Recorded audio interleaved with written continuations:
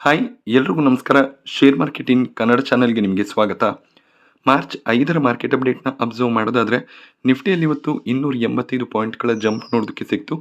1.17% Nifty ಇವತ್ತು gain ಆಗಿದೆ.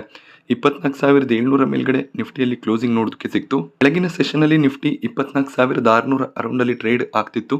But ಕೊನೆ 1 ಗಂಟೆಯಲ್ಲಿ ಮಾರ್ಕೆಟ್ನಲ್ಲಿ ಒಂದು ಸ್ಟ್ರಾಂಗ್ ಮೊಮೆಂಟಮ್ ಬಂದಿದೆ.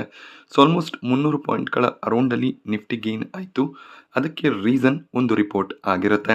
ಇರಾನ್ನ ಡೆಪ್ಯೂಟಿ ಫಾರಿನ್ ಮಿನಿಸ್ಟರ್ ಅವರೇನು ನ್ಯೂಕ್ಲಿಯರ್ ಪ್ರೋಗ್ರಾಮನ್ನು ನಡೆಸ್ತಿದ್ದಾರೆ ಅದನ್ನು ಸ್ಟಾಪ್ ಮಾಡಿ US ಜೊತೆಯಲ್ಲಿ ಮಾತುಕತೆಯನ್ನು ಮಾಡ್ತೀವಿ ಅಂತ ಹೇಳಿದ್ದಾರೆ ಅನ್ನುವಂಥ ರಿಪೋರ್ಟ್ ಬಂದಿತ್ತು.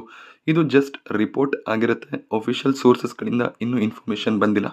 ಜಸ್ಟ್ ರಿಪೋರ್ಟ್ನ ಬೇಸಿಸ್ ಮೇಲೆ ಮಾರ್ಕೆಟ್ನಲ್ಲಿ ಜಂಪ್ ನೋಡೋದಕ್ಕೆ ಸಿಕ್ಕಿದೆ. ಹಾಗೆ ಟ್ರಂಪ್ ಅವರು ಕೂಡ ಒಂದು ಸ್ಟೇಟ್ಮೆಂಟನ್ನು ಕೊಟ್ಟಿದ್ರು. ಈಗ ಇರಾನ್ನಲ್ಲಿ ಏನು ಕಾನ್ಫ್ಲಿಕ್ಟ್ಸ್ ನಡೀತಿದೆ ಆ ರೀಸನ್ನಿಂದ ಕ್ರೂಡ್ ಪ್ರೈಸಸ್ನಲ್ಲಿ ತುಂಬಾ ಜಂಪ್ ನೋಡೋದಕ್ಕೆ ಸಿಕ್ಕಿತ್ತು. ಸೊ ಕ್ರೂಡ್ ಆಯಿಲ್ ಪ್ರೈಸಸ್ಸನ್ನು ಕಂಟ್ರೋಲ್ ಮಾಡೋದಕ್ಕೆ US ಸ್ಟೆಪ್ಸನ್ನು ತಗೊಳುತ್ತೆ ಅಂತ ಅವರು ಹೇಳಿದ್ದಾರೆ. ಸೊ ಮೇಜರ್ ಆಗಿ ಟ್ರಂಪ್ ಅವರ ಸ್ಟ್ರೆಂತ್ ಈಗ ವೆನೆನ್ಸುವೆಲಾ ಆಗಿರುತ್ತೆ. ರೀಸೆಂಟಾಗಿ US ವೆನೆನ್ಸುವೆಲಾವನ್ನು ಅಕ್ವೈರ್ ಮಾಡ್ಕೊಂಡಿದ್ರು. ವೆನೆನ್ಸುವೆಲಾನಲ್ಲಿ ಹೆಚ್ಚಿನ ಒಂದು ಆಯಿಲ್ ರಿಫೈನರೀಸ್ ನಮಗೆ ನೋಡೋದಕ್ಕೆ ಸಿಗುತ್ತೆ. ಹೆಚ್ಚಿನ ಆಯಿಲ್ ಸ್ಟೋರೇಜ್ ಕೂಡ ವೆನೆನ್ಸುವೆಲಾನಲ್ಲಿ ಇದೆ. ಆದ್ದರಿಂದ ಇರಾನ್ನಲ್ಲಿ ಏನಾದರೂ ಕಾನ್ಫ್ಲಿಕ್ಟ್ಸ್ ಆದರೂ ಕೂಡ US ಆಯಿಲ್ ರಿಕ್ವೈರ್ಮೆಂಟ್ಗೆ ಯಾವುದೇ ರೀತಿಯ ಪ್ರಾಬ್ಲಮ್ಸ್ ಇರೋದಿಲ್ಲ. ಸೊ ಪ್ರತಿ ಬ್ಯಾರಲ್ ಕ್ರೂಡ್ ಆಯಿಲ್ನ ಪ್ರೈಸ್ ಈಗ $83 ಅರೌಂಡಲ್ಲಿ ಟ್ರೇಡ್ ಆಗ್ತಿದೆ. ಸೊ ಈ ಒಂದು ಕಾನ್ಫ್ಲಿಕ್ಟ್ಸ್ ಕಂಟಿನ್ಯೂ ಆದರೆ ಕ್ರೂಡ್ ಪ್ರೈಸಸ್ ಇನ್ನಷ್ಟು ಇನ್ಕ್ರೀಸ್ ಆಗ್ಬೋದು. ನಿಫ್ಟಿಯ ಟಾಪ್ ಗೇನರ್ಸ್ ಮತ್ತು ಲೂಸರ್ಸ್ ಅನ್ನು ಅಬ್ಸರ್ವ್ ಮಾಡಿದಾಗ ಅದಾನಿ ಪೋರ್ಟ್ಸ್ ಇವತ್ತು ಟಾಪ್ ಗೇನರ್ ಆಗಿತ್ತು. 4.5% ಜಂಪ್ ಸ್ಟಾಕ್ ಪ್ರೈಸ್ನ ನೋಡೋದಕ್ಕೆ ಸಿಕ್ಕಿದೆ. ಸೊ ಇರಾನ್ನ ಕಾನ್ಫ್ಲಿಕ್ಟ್ಸ್ ಎಂಡ್ ಆಗ್ಬೋದು ಅನ್ನುವಂಥ ರೀಸನ್ನಿಂದ ಸ್ಟಾಕ್ ಪ್ರೈಸ್ನಲ್ಲಿ ಮೂಮೆಂಟ್ ನೋಡೋದಕ್ಕೆ ಸಿಕ್ಕಿದೆ. ಬಟ್ ಇರಾನ್ ಈಗಲೂ ಕೂಡ ಅಟ್ಯಾಕ್ಸ್ಗಳನ್ನು ಕಂಟಿನ್ಯೂ ಮಾಡ್ತಿದ್ದಾರೆ. ಸಾಕಷ್ಟು ಮಿಸೈಲ್ ಲಾಂಚಸ್ಗಳು ಕೂಡ ನೋಡೋದಕ್ಕೆ ಸಿಕ್ಕಿದೆ. ಜಸ್ಟ್ ರಿಪೋರ್ಟ್ ಬೇಸಿಸ್ ಮೇಲೆ ಸ್ಟಾಕ್ಸ್ ರಿಯಾಕ್ಷನನ್ನು ಕೊಡ್ತಿದೆ. ಸೊ LNT ಸ್ಟಾಕ್ ಪ್ರೈಸ್ನಲ್ಲಿ ಕೂಡ ಸಾಕಷ್ಟು ವೀಕ್ನೆಸ್ ನೋಡೋದಕ್ಕೆ ಸಿಕ್ಕಿತ್ತು. 2 ದಿನಗಳಲ್ಲಿ ಸ್ಟಾಕ್ ತುಂಬಾ ಕರೆಕ್ಟ್ ಆಗಿತ್ತು. ಬಟ್ ಈಗ ವಾರ್ ಸಿಚುವೇಶನ್ಸ್ ಕಂಟ್ರೋಲ್ಗೆ ಬರ್ಬೋದು ಅನ್ನುವಂಥ ಒಂದು ಎಕ್ಸ್ಪೆಕ್ಟೇಷನ್ನಿಂದ LNT ಸ್ಟಾಕ್ ಪ್ರೈಸ್ನಲ್ಲಿ ಕೂಡ 4% ಜಂಪ್ ನೋಡೋದಕ್ಕೆ ಸಿಕ್ಕಿದೆ. ಮೆಟಲ್ ಸೆಕ್ಟರ್ನ ಸ್ಟಾಕ್ಗಳು ಇವತ್ತು ಸ್ಟ್ರಾಂಗ್ ಆಗಿ ಪರ್ಫಾರ್ಮ್ ಮಾಡಿದೆ. 3.5% ಅರೌಂಡಲ್ಲಿ ಜಂಪ್ ಇಂಡಾಲ್ಕೋ ಸ್ಟಾಕ್ ಪ್ರೈಸ್ನಲ್ಲಿ ನೋಡೋದಕ್ಕೆ ಸಿಕ್ತು. NTPC ಕೂಡ ಸ್ಟ್ರಾಂಗ್ ಆಗಿ ಕ್ಲೋಸಿಂಗನ್ನು ಕೊಟ್ಟಿದೆ. ರಿಲಯನ್ಸ್ನಲ್ಲಿ ಕೂಡ 3.5% ಜಂಪ್ ನೋಡೋದಕ್ಕೆ ಸಿಕ್ತು. ಆಯಿಲ್ ಪ್ರೈಸಸ್ ಇನ್ಕ್ರೀಸ್ ಆದಷ್ಟು ಕೂಡ ರಿಲಯನ್ಸ್ಗೆ ಪಾಸಿಟಿವ್ ಆಗಿರುತ್ತೆ. ಹಾಗೆಯೇ ಆಯಿಲ್ ರಿಫೈನರಿ ಬಿಸ್ನೆಸ್ ಇನ್ನಷ್ಟು ಸ್ಟ್ರೆಂಥನ್ ಆಗ್ಬೋದು. ಹಾಗೆ ಇವರ ಮಾರ್ಜಿನ್ಸ್ ಇಂಪ್ರೂವ್ ಆಗುತ್ತೆ ಅಂತ ಬ್ರೋಕರೇಜಸ್ಗಳು ಕೂಡ ಪ್ರಿಡಿಕ್ಷನ್ ಅನ್ನ ಮಾಡಿದ್ದಾರೆ. ಹಾಗೆ ಇವತ್ತು IT ಸೆಕ್ಟರ್ನ ಸ್ಟಾಕ್ಗಳಲ್ಲಿ ವೀಕ್ನೆಸ್ ನೋಡೋದಕ್ಕೆ ಸಿಕ್ಕಿದೆ. Tech Mahindra, HCL tech, TCS negative ಆಗಿ ಕ್ಲೋಸಿಂಗ್ ಅನ್ನು ಕೊಟ್ಟಿದೆ. ಬ್ಯಾಂಕಿಂಗ್ ಸೆಕ್ಟರ್ನ ಸ್ಟಾಕ್ಗಳಲ್ಲಿ ಕೂಡ ಸ್ವಲ್ಪ ನೆಗೆಟಿವ್ ಸೈಡ್ ನೋಡೋದಕ್ಕೆ ಸಿಕ್ತು. ICICI ಬ್ಯಾಂಕ್, SBI ಕೂಡ ನೆಗೆಟಿವ್ ಆಗಿ ಕ್ಲೋಸಿಂಗ್ ಅನ್ನು ಕೊಟ್ಟಿದೆ. ವಾರ್ ಸಿಚುವೇಶನ್ಸ್ ಇದೆ ಅಂದರೆ ಡಿಫೆನ್ಸ್ ಸೆಕ್ಟರ್ನ ಸ್ಟಾಕ್ಗಳು ಸ್ಟ್ರಾಂಗ್ ಆಗಿ ಪರ್ಫಾರ್ಮ್ ಮಾಡುತ್ತೆ. BL, ಮಜ್ಗಾನ್ ಡಾಕ್, HAL ಇವತ್ತು ಸ್ಟ್ರಾಂಗ್ ಆಗಿ ಟ್ರೇಡ್ ಆಗಿದೆ. ಸೊ ಮಜ್ಗಾನ್ ಡಾಕ್ಗೆ ಸ್ಟ್ರಾಂಗ್ ಆರ್ಡರ್ಸ್ ಬರ್ಬೋದು ಅನ್ನುವಂಥ ಒಂದು ರಿಪೋರ್ಟ್ ಇದೆ. ಆ ಒಂದು ರಿಪೋರ್ಟ್ನ ಬೇಸಿಸ್ ಮೇಲೆ ಸ್ಟಾಕ್ ಸ್ಟ್ರಾಂಗ್ ಆಗಿ ಟ್ರೇಡ್ ಆಯಿತು. ಸೊ ಈ ಕಂಪನಿಗಳು ಮ್ಯಾನುಫ್ಯಾಕ್ಚರ್ ಮಾಡುವಂಥ ಮಿಸೈಲ್ಸ್ಗಳಿಗೆ ಡಿಮ್ಯಾಂಡ್ ಇನ್ಕ್ರೀಸ್ ಆಗುತ್ತೆ. ಆ ಒಂದು ರೀಸನ್ನಿಂದ ಸ್ಟಾಕ್ಗಳಲ್ಲಿ ಮೊಮೆಂಟಮ್ ಇದೆ. ಸೊ ವಾರ್ ಸಿಚುವೇಶನ್ಸ್ ಇದೇ ರೀತಿಯಲ್ಲಿ ಕಂಟಿನ್ಯೂ ಆದರೆ ಈ ಸ್ಟಾಕ್ಗಳು ಇನ್ನೂ ಸ್ಟ್ರಾಂಗ್ ಆಗಿ ಪರ್ಫಾರ್ಮ್ ಮಾಡ್ಬೋದು.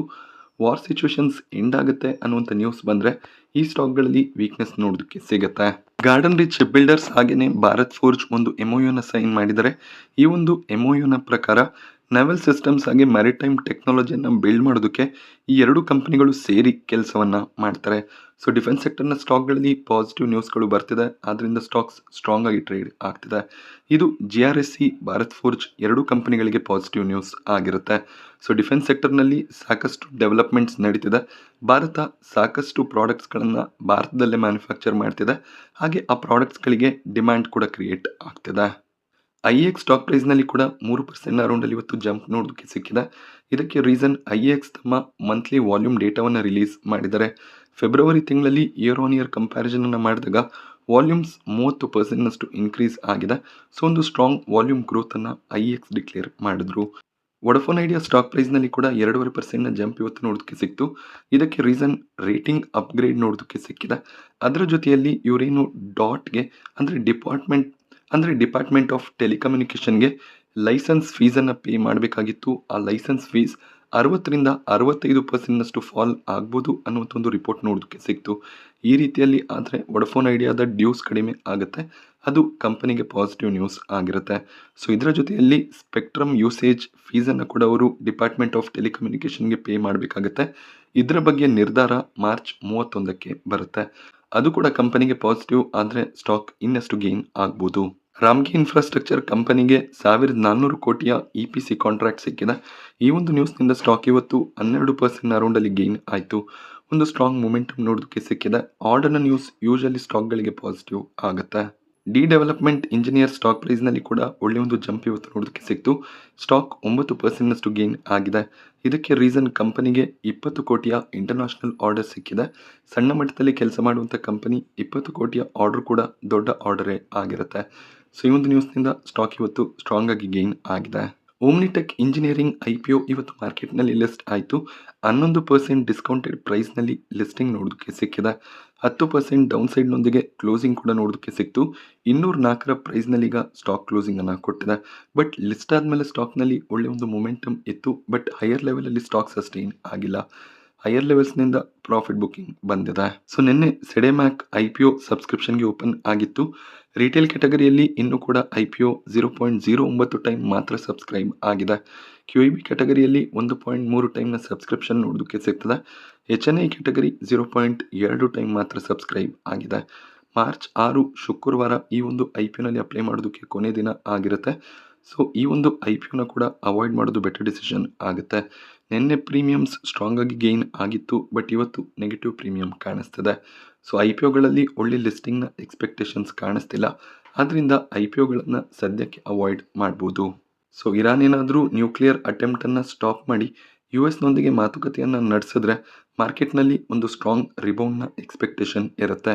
Crude prices, gold, silver prices ಕೂಡ ಡ್ರಾಪ್ ಆಗುವಂಥ ಪಾಸಿಬಿಲಿಟಿ ಇರುತ್ತೆ. ಸೊ ಬೇಸಿಕಲಿ ನ್ಯೂಸ್ ಯಾವ ರೀತಿಯಲ್ಲಿ ಬರುತ್ತೆ ಆ ಬೇಸಿಸ್ ಮೇಲೆ ಮಾರ್ಕೆಟ್ನಲ್ಲಿ ಟ್ರೇಡಿಂಗ್ ನೋಡೋದಕ್ಕೆ ಸಿಗ್ಬೋದು. ಅಕಸ್ಮಾತ್ ಕಾನ್ಫ್ಲಿಕ್ಟ್ ಎಂಡ್ ಆಗಿಲ್ಲ, ಡೆಪ್ಯೂಟಿ ಫಾರಿನ್ ಮಿನಿಸ್ಟರ್ ಯಾವುದೇ ರೀತಿಯ ಸ್ಟೇಟ್ಮೆಂಟನ್ನು ಕೊಟ್ಟಿಲ್ಲ ಅನ್ನುವಂಥ ನ್ಯೂಸ್ ಬಂದರೆ ಆಗ ಮತ್ತೆ ಮಾರ್ಕೆಟ್ನಲ್ಲಿ ಕರೆಕ್ಷನ್ ಬರುತ್ತೆ. ನಾಳೆ ಕೂಡ ಮಾರ್ಕೆಟ್ ನೆಗೆಟಿವ್ ಆಗಿ ಟ್ರೇಡ್ ಆಗ್ಬೋದು. ಸೊ ನ್ಯೂಸ್ಗಳು ಯಾವ ರೀತಿಯಲ್ಲಿ ಬರ್ತಾ ಹೋಗುತ್ತೆ ಆ ರೀತಿಯಲ್ಲಿ ಟ್ರೇಡಿಂಗ್ ಕಾಣಿಸುತ್ತೆ. ಸೊ ಇವತ್ತು ಪಾಸಿಟಿವ್ ಆಗಿ ಟ್ರೇಡಿಂಗ್ ಬಂದಿದೆ ಅಂದರೆ ನಾಳೆ ಕೂಡ ಅದೇ ರೀತಿಯ ಟ್ರೇಡಿಂಗ್ ಆಗುತ್ತೆ ಅಂತ ಎಕ್ಸ್ಪೆಕ್ಟ್ ಮಾಡೋದಕ್ಕೆ ಸಾಧ್ಯ ಆಗೋದಿಲ್ಲ. ನ್ಯೂಸ್ ಯಾವ ರೀತಿಯಲ್ಲಿ ಬರುತ್ತೆ ಅದನ್ನು ಅಬ್ಸರ್ವ್ ಮಾಡಿ ಡಿಸಿಷನ್ಸನ್ನು ತಗೋಬೇಕಾಗತ್ತೆ. ಸೊ ನಾನಿವತ್ತು ನಿಮಗೆ ಮಾರ್ಕೆಟ್ನ ಬಗ್ಗೆ ಕೊಟ್ಟಂಥ ಇನ್ಫಾರ್ಮೇಷನ್ ಇಷ್ಟ ಆದರೆ ವೀಡಿಯೋನ ಲೈಕ್ ಮಾಡಿ. ಹಾಗೆ ಇದೇ ರೀತಿಯ ಮಾರ್ಕೆಟ್ ಅಪ್ಡೇಟ್ಸ್ಗಳಿಗೆ ಚಾನಲ್ನ ಸಬ್ಸ್ಕ್ರೈಬ್ ಮಾಡ್ಕೊಳ್ಳಿ. Thank you friends.